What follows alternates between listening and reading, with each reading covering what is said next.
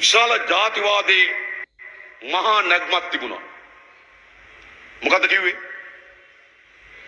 වේදිකාවල මාධ්‍යවල විශාල ප්‍රවණතාවයක් ඇදුවා. මොකද්ද?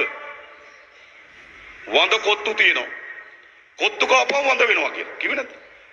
කොහෙද අප කාලා වඳ වෙන්නේ? ඒත් පිළිගත්තේ නෑ. කවදා වෙනකන්ද? කවදා වෙනකන්ද?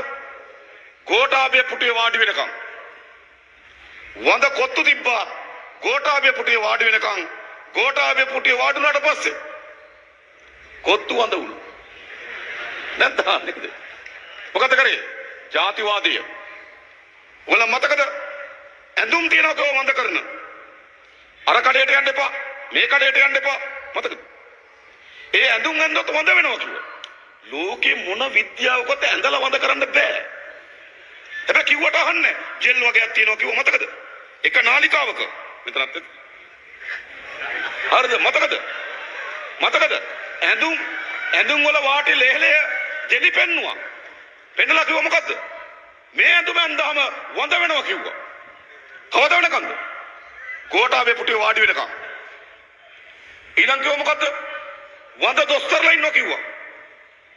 8000ක් සීසරින් සත්කම් කරලා තියෙනවා කිව්වා. 4000ක් වඳ සත්කම් කිව්වා.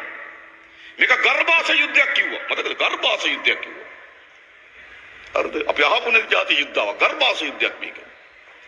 ත්‍රිස්තින වැඩක් කිව්වා. කවදා වෙනකන්ද? ගෝඨාභය පුටුවේ වාඩි වෙනකන්. වාඩි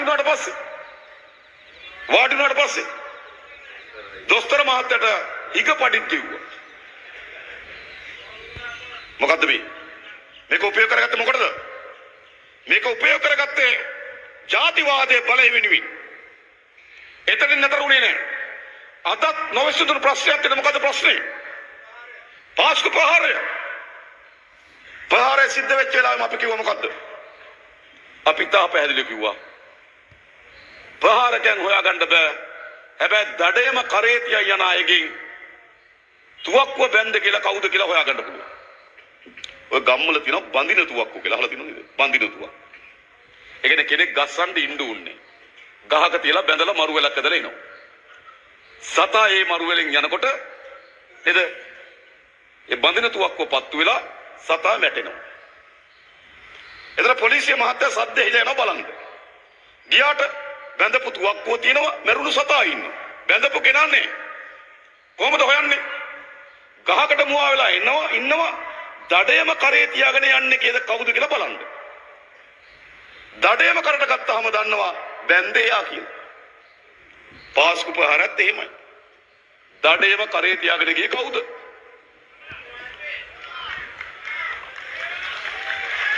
මතකද යන්නේ? 2019 නේද? අප්‍රේල් මාසේ 21 වෙනිදා ප්‍රහාරය සිද්ධ වෙනවා. 25 වෙනිදා ගෝඨාභය රාජපක්ෂ කියනවා මම ජනාධිපති ඡන්දෙට ඉල්ලනවා. දඩේම. මොකද කියන්නේ? 10 වෙනිදා මැයි 10 වෙනිදා කතාවක් කියලා කියනවා මම රටේ ජනාධිපති වෙලා මුස්ලිම් ජාතිවාදය පරාද කරනවා. දඩේම. කවුද කරේ තියන්නේ ඒගොල්ලෝ? ඒගොල්ලෝ බලය වෙනුවෙන් මොකද කරලා තියෙන්නේ? 260කට ආසන්න ලබ් නේද? තමන්ගේ පාස්කිරිදා දිනේ තමන්ගේ වැදගත් ඓතිහාසික දිනයක පාස්කිරිදා දිනේ පල්ලියේ යාඥාව කරමින් හිටපු දෙවියන් වහන්සේ ඉදිරියේ තමන්ගේ යාඥා කරමින් හිටපු සාමාන්‍ය අම්මලා තාත්තලා ලදරුවන් විශාල ප්‍රමාණයක් පිළිගත්තා. බලය වෙනුවෙන් මොකද වෙලා තියෙන්නේ?